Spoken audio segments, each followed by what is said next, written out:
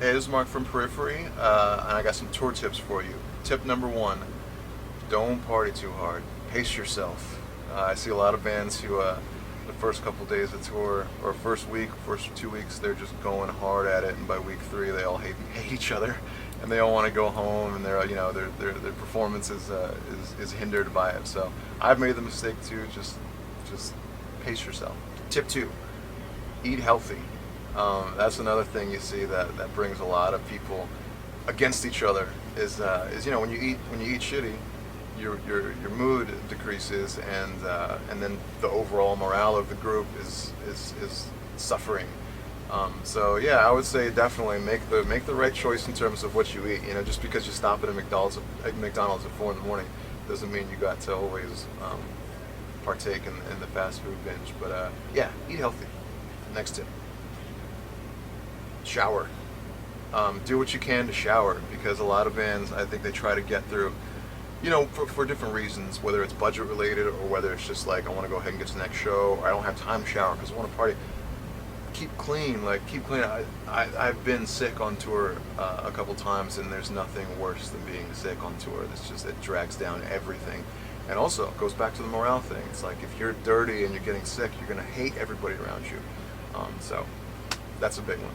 Tip 4, bring everything you can music related. So the first couple tours I did in my career, I sort of made the mistake of only bringing like 2 sets of strings, 3 sets of strings and everything.